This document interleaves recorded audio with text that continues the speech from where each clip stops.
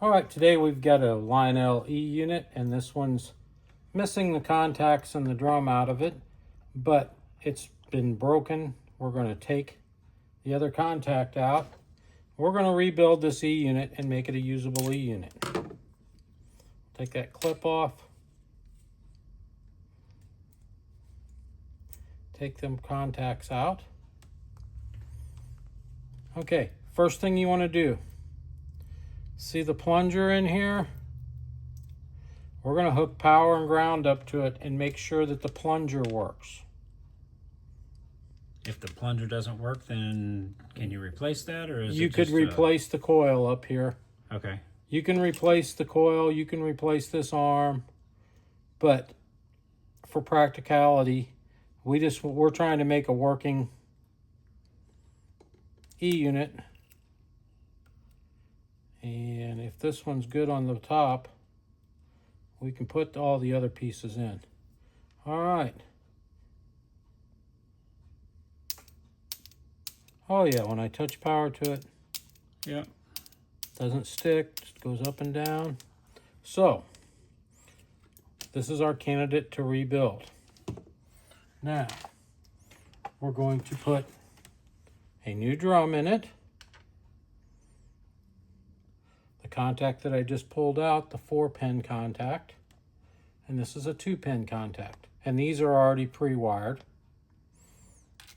So, we can do this fairly simply. Now, the first thing you want to do, this little crossbar in here, we've got to, these are a spreader pair of pliers.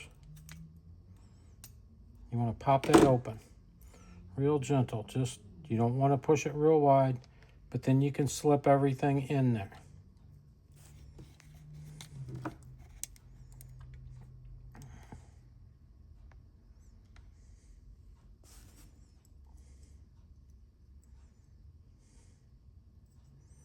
I'm going to slip these wires down through under the crossbar. Okay.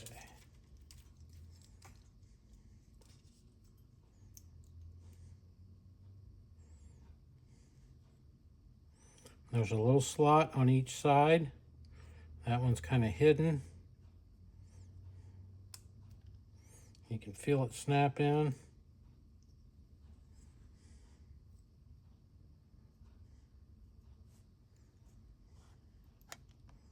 There. Now he's not fitting real tight because he's still spread apart. But that puts the 4-finger contact in. Next, we're going to put our E unit drum in. Now, the E unit drum has geared teeth on it. And that plunger we were checking is supposed to catch on one of these teeth. And it pulls it one space every time, which gives you your reverse, neutral, and forward.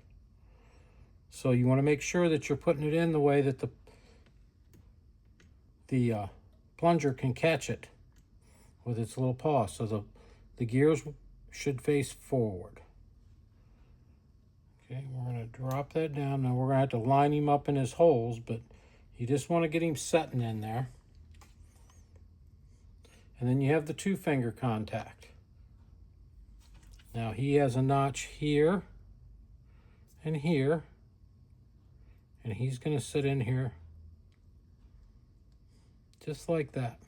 When we squeeze this back together, we have to have all these pieces in their notches and the E unit drum in its little holes, which is right there and right there. Everybody's got to be lined up.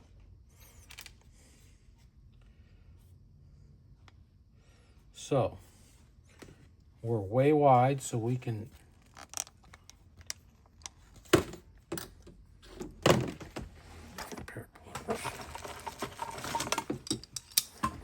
okay, pair of pliers.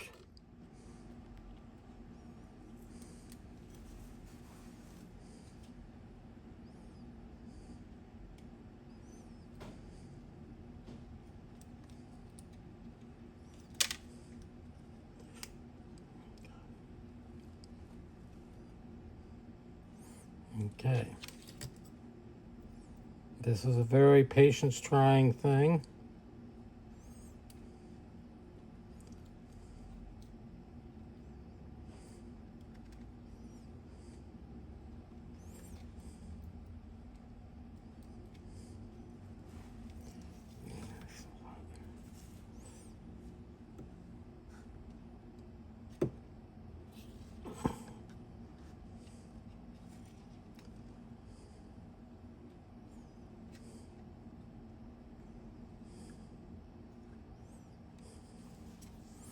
Got to get the E-unit drum line back up here. There it is. Okay, I felt it pop in. Ear popped in. We're going to give him a little squeeze with the pliers so he snaps back together. E-unit drum's fighting me.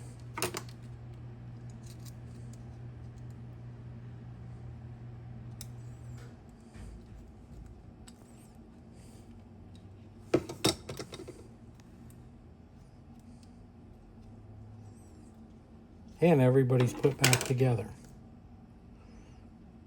Now, we need to solder the black wire. Here's the old 4-pin contact. I'm going to unsolder this. Solder the black wire on that.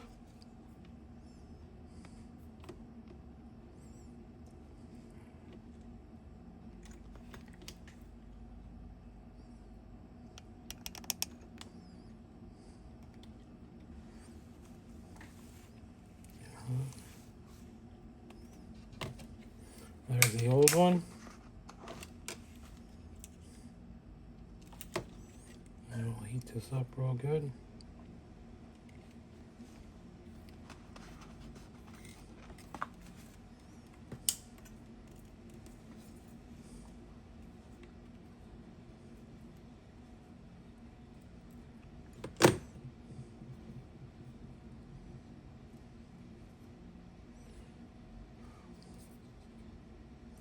Okay, he's soldered in. Now, when we get wired in, when you hook this up to the motor, the yellow wire will go to one motor brush, the blue to the other, and the green will go to the field coil in the middle. The old rule is blue and yellow make green. Now, we've got this all put back together. Let's test it and make sure that it's going to cycle.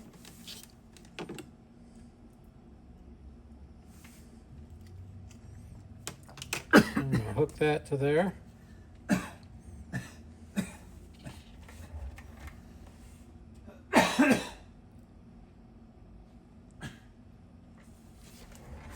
Okay. Sorry. And it is pulling that around.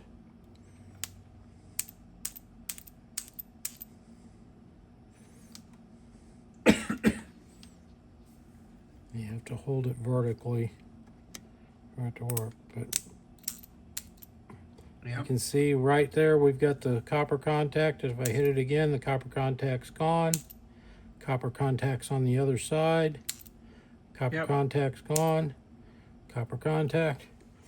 So it's ready to wire in and be used.